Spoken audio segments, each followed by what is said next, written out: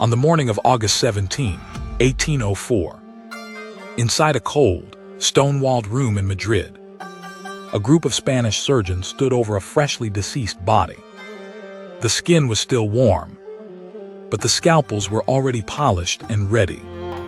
The man lying on the table was Pedro Antonio Cano, a youth from the colonies of New Granada, whose life had been defined by his extraordinary height. He stood 2.15 meters tall, a towering figure who had spent the last 12 years of his life as a living curiosity in the royal court of Spain.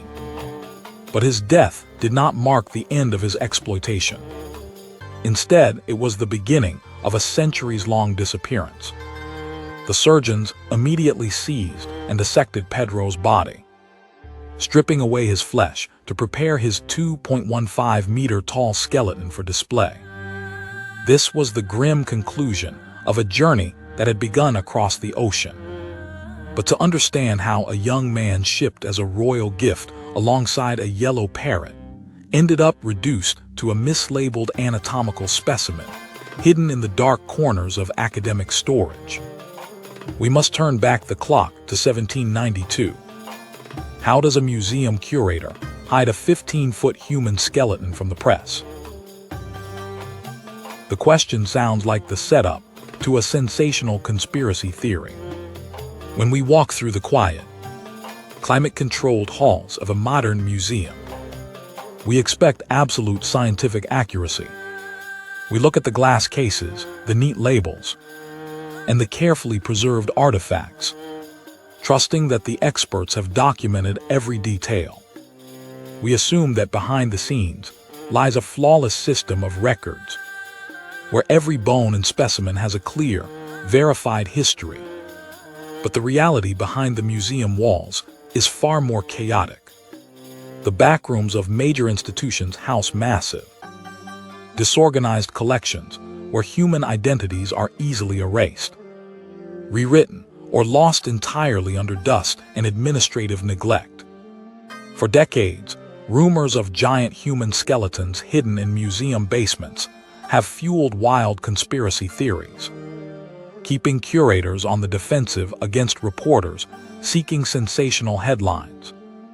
The public wants to believe in ancient races of giants, lost civilizations of 15-foot titans, or biblical anomalies. But the truth is not a supernatural conspiracy. It is a story of human exploitation, colonial power, and bureaucratic errors. To understand how a giant human skeleton vanishes from public record, we must look at a bizarre shipment sent across the Atlantic in the late 18th century. In the year 1792, the Viceroy of New Granada, ruling over a vast territory in South America, prepared a highly unusual shipment destined for the Spanish royal court. This was not a cargo of silver, gold, or exotic spices. Instead, the shipment consisted of two primary curiosities: a single yellow parrot and a 20-year-old man named Pedro Antonio Cano, who stood an astonishing 2.15 meters tall. Pedro was a young man from the colonies, but to the Viceroy, he was a commodity, a unique physical specimen to be offered as a gift to curry favor with the Spanish monarch.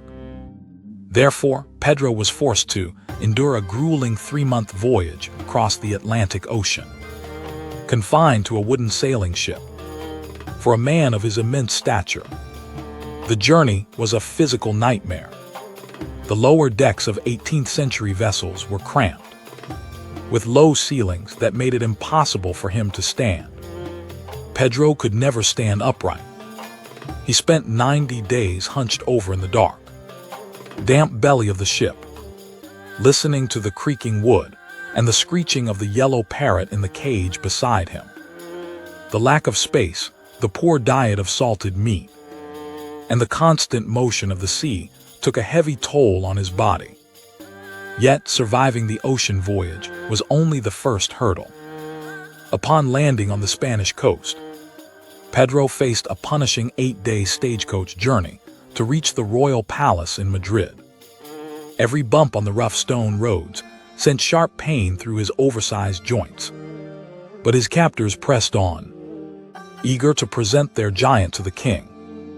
The wooden carriage, suspended on primitive leather straps, jolted violently over the uneven stone roads of the Spanish countryside, forcing Pedro to cram his long limbs into the narrow passenger compartment. His knees pressed against his chest. Upon his arrival at the royal court, Pedro was not given time to recover from his journey. Instead, he was immediately dressed in the elaborate, brightly colored uniform of a Hungarian soldier. The court chose this specific attire because the Hungarian hussars were famous across Europe for their tall stature and imposing presence. By dressing Pedro in this uniform, complete with high leather boots and a tall hat, the court amplified his height, turning him into a living spectacle. King Carlos IV of Spain was highly amused by the presentation of the giant and his avian companion. The sight of the towering young colonial man standing next to a small, chattering yellow parrot was the perfect entertainment for a court obsessed with oddities. As a reward for the amusement he provided, the king granted Pedro a lifetime pension worth 10 times the salary of an average worker. For a brief window, Pedro lived a life of relative luxury, housed in the palace and provided with fine clothes and food. But he remained a captive novelty of the Spanish crown. He could not leave, he could not go home, and he was constantly on display for the amusement of visiting nobles. The uniform of the Hungarian soldier was a deliberate choice of theater, designed to catch the eye of the courtiers and make him look like a mythical giant brought to life. What would become of this pampered royal novelty once the physical toll of his condition inevitably caught up with him? Despite his financial security, Pedro's life was defined by the physical strain of gigantism and the constant gaze of the court. His towering height was not a blessing, but a symptom of a severe medical condition. This condition caused his body to produce excessive amounts of growth hormone, forcing his bones to grow far beyond normal limits. His heart struggled to pump blood through his massive frame. His spine curved under the weight of his torso, and his joints were in constant pain. Yet, living as a human curiosity meant his body was never truly his own. It belonged to the crown that funded him. He had to stand for hours at royal receptions, smiling for guests who whispered and stared. As his health deteriorated, the court physicians watched him closely. But they did not watch him with therapeutic intent. Instead, they observed him with anatomical anticipation. They took notes on his declining health, measured his limbs, and waited for the end. The personal danger Pedro faced was not from poverty or violence, but from the scientific curiosity that awaited his final breath. He was surrounded by men of science who viewed him not as a patient to be cured, but as a future specimen to be harvested for their collections. The court physicians, rather than seeking to alleviate his suffering, viewed him as a walking medical textbook, documenting the progression of his symptoms with cold, scientific detachment. Indeed, the end came on the morning of August 17, 1804, when Pedro Antonio Cano passed away, ending his time as a living court novelty. He was only 32 years old. His heart, overworked and exhausted, finally stopped beating. But his death did not bring peace or dignity. Rather than receiving a proper burial, his body was immediately seized by royal surgeons. The surgeons were eager to examine the internal organs of the giant and secure his bones before decay could set in. They carried his body to the dissection table and began their work. The surgeons dissected Pedro's body, stripping away the skin, muscle, and organs, leaving only the bare bones. They boiled the bones in large vats to remove the remaining tissue, cleaned them, and wired the skeleton back together. This act transformed Pedro from a pensioned human being into a permanent piece of royal anatomical property. His skeleton, standing 2.15 meters tall, was mounted on a frame, ready to be displayed as a wonder of nature. His life, his struggles, and his identity were stripped away along with his flesh. Pedro's skeleton remained in the royal collections for several years. But as Spain entered a period of political instability, the collection was broken up. The skeleton was eventually transferred to a university collection for study and display. But during the transfer, administrative errors led to the skeleton being mislabeled as a giant from Extremadura. The clerks responsible for cataloging the collection did not check the historical records.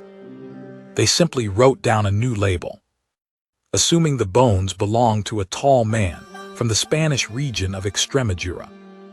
With this single clerical error, the true identity of Pedro Antonio Cano was completely erased from the museum's records. For over 2 centuries, curators walked past the bones, entirely unaware of the Colombian origin of the skeleton in their closet. The young man who had traveled across the ocean with a yellow parrot was forgotten, replaced by a false label. Who was the real historical figure whose towering legacy would accidentally swallow Pedro's identity for over 2 centuries? To understand how easily Pedro was forgotten, we must look at the sheer scale of the institution's collection. The erasure of Pedro's identity was not an isolated incident, but part of a massive, systemic collection of human remains.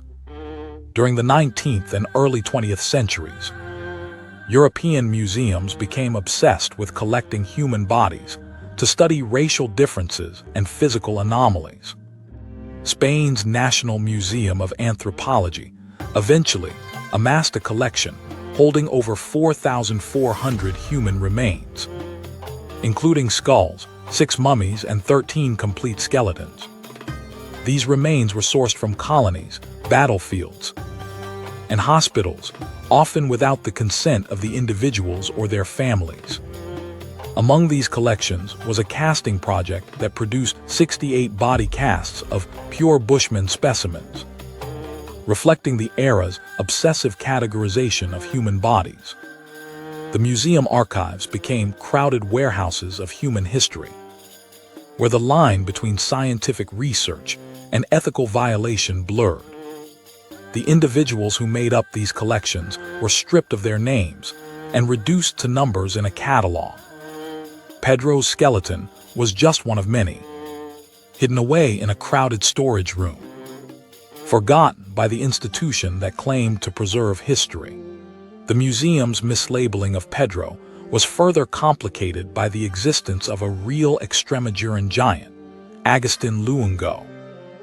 Agustin Luengo stood an incredible 2.35 meters, 7 feet 7 inches tall, and was a well-known historical figure in Spain. Luengo lived in the 19th century, and his extreme height made him a famous attraction.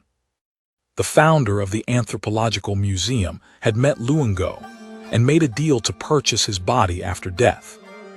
Following his death, his skeleton was prepared and displayed in the museum, becoming one of its most famous exhibits. Because Luengo's legacy dominated Spanish giant folklore, curators easily assumed Pedro's bones belonged to the famous Extremaduran. The presence of Luengo's actual skeleton in the same museum system created a confusion that lasted for generations. Pedro's bones were overshadowed by the legend of the larger 2.35-meter giant. This identity theft by administrative neglect kept Pedro's true story buried under the shadow of another man's history. With his records lost and his bones misattributed to another man, what unlikely literary clue would it take to finally restore Pedro's true identity? While human remains were quietly tucked away in drawers, The museum openly celebrated non-human giants, such as a blue whale skeleton measuring 20.5 meters, 67 feet long. This massive marine specimen hung in the main exhibition hall, a source of pride for the museum. But behind the scenes, curators faced a growing dilemma: how to display massive natural wonders while hiding the problematic, ethically compromised human remains in their collection. As the 20th century progressed, public attitudes toward the display of human bones shifted. People began to question the ethics of keeping human remains on display for entertainment. The curators knew that displaying a giant human skeleton would attract unwanted attention from the press and the public. The image of a stressed curator trying to stuff a giant bone into a standard filing cabinet to avoid suspicious reporters became a metaphorical reality for the institution. The skeleton of Pedro, mislabeled and hidden in the archives, was a ticking public relations time bomb.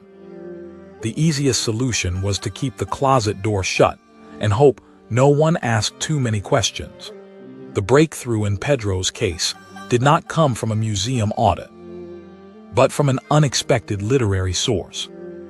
In 2017, historian Luis Angel Sanchez was researching historical texts when he stumbled upon a footnote in an 1833 edition of Don Quijote. The footnote, written by a commentator explaining a reference to giants, mentioned a real-world giant from New Granada who had arrived in Madrid in 1792 with a yellow parrot. This detail caught Sanchez's attention. He realized that this giant was not a myth, but a real historical figure. Using this clue, Sanchez began searching through the royal archives and university records.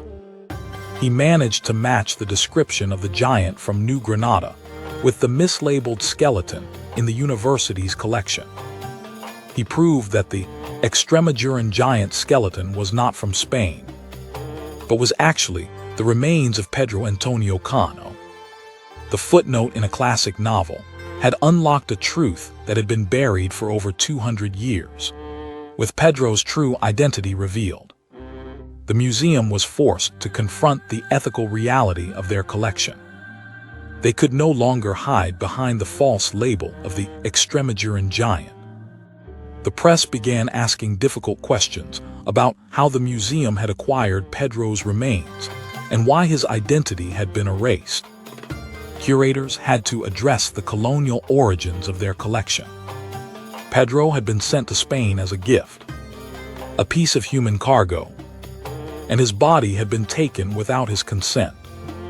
The exposure of Pedro's story highlighted the systemic issue of how museums manage the legacy of human bodies acquired through royal decree and colonial exploitation. It was no longer just a cataloging error. It was a moral failure that the museum had to answer for. We return to the core question: how does a museum curator hide a 15-foot human skeleton from the press? They do not do it with physical locks or secret rooms, but through the quiet power of administrative bureaucracy and mislabeling. By allowing a 2.15-meter skeleton to be misidentified and buried under the legend of a larger 7'7" giant, the museum effectively made the real man disappear. The public's imagination, fueled by stories of 15-foot giants, looked for mythical monsters, while the real, tragic bones of Pedro Antonio Cano sat ignored in a closet. The exaggeration of giant remains in the public imagination allowed the real, human-sized tragedy to remain hidden in plain sight. Pedro's journey from a living person to a mislabeled specimen shows how easily humanity can be stripped away in the name of curiosity and science. When we reduce people to objects of display, we lose our own humanity in the process. Reclaiming Pedro's name is not just about correcting a museum catalog. It is about restoring dignity to those who were denied it in life and death. The true measure of a society's progress is not how many wonders it collects, but how it honors the dignity of the individuals within its history. As you think about Pedro's journey, ask yourself how we treat the stories of those who cannot speak for themselves. Let us know your thoughts in the comments below. And subscribe to help us keep uncovering these hidden truths.